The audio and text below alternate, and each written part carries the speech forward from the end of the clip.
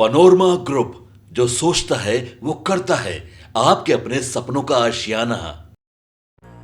जब हम भारतीय साहित्य की महान विभूतियों की चर्चा करते हैं तो अक्सर मुख्य धारा के लेखकों के नाम सामने आते हैं, लेकिन हाशिए पर खड़े समाज के वो लेखक जिन्होंने तमाम सामाजिक बंदिशों, उपेक्षाओं और संसाधनों के अभाव में भी अपनी लेखनी से इतिहास रचा, वे कहीं गुमनाम रह जाते हैं।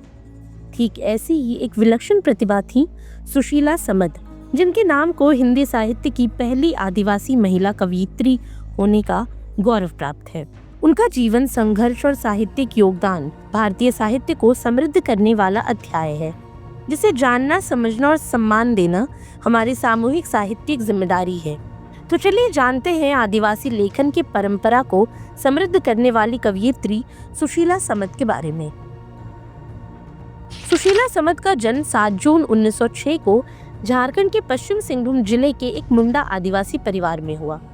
उनके जीवन की शुरुआत भले ही एक साधारण परिवेश में हुई, लेकिन उनके भीतर असाधारण संवेदनशीलता, चेतना और सीखने की अद्भुत ललक थी। उन्होंने प्रयाग महिला विद्यापीठ से हिंदी में शिक्षा प्राप्त की और विनोदिनी परीक्षा उत्तीर्ण करने के साथ ही विदुषी की डिग्री भी प्राप्त की। अपने समय की प्रथाओं के विपरीत जाकर शिक्षा ग्रहण करना और उसमें भी प्रथम श्रेणी से पास होना उनके अदम्य साहस और ज्ञान के प्रति समर्पण को दर्शाता है। इसके अलावा सुशीला समद केवल एक कवयित्री नहीं, बल्कि वे एक पत्रकार, संपादक और प्रकाशक भी थीं। उन्होंने हिंदी के साथ साथ अपनी मातृभाषा मुंडारी में भी लेखन किया, जो अपने आप में सांस्कृतिक संरक्षण और अभिव्यक्ति की विरल मिसाल है।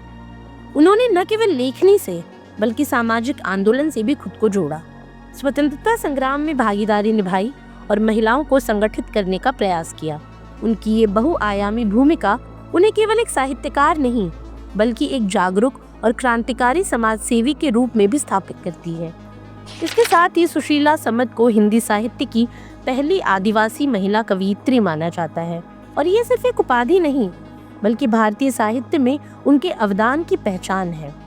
उन्होंने अपने काव्य और गद्य के माध्यम से आदिवासी समाज की पीड़ा, संघर्ष, संस्कृति, लोक परंपराओं और अस्तित्व की बातें साहित्य की मुख्य धारा में लाकर खड़ी कर दी। उनके लेखन ने आदिवासी अनुभवों को कलात्मक अभिव्यक्ति के साथ एक सशक्त वैचारिक आंदोलन में बदल दिया। वहीं उनकी कविताएं किसी कल्पना लोक की परछाई नहीं थीं, बल्कि उनमें अपने समाज की ठोस सच्चाई थी। विस्थापन, अन्याय, स्त्री की दुर्दशा, पर्यावरणीय संकट और सांस्कृतिक मिट्टी पहचान के विरुद्ध मुखर स्वर। यही कारण है कि उनका साहित्य आज भी उतना ही प्रासंगिक है जितना वो उनके समय में हुआ करता था।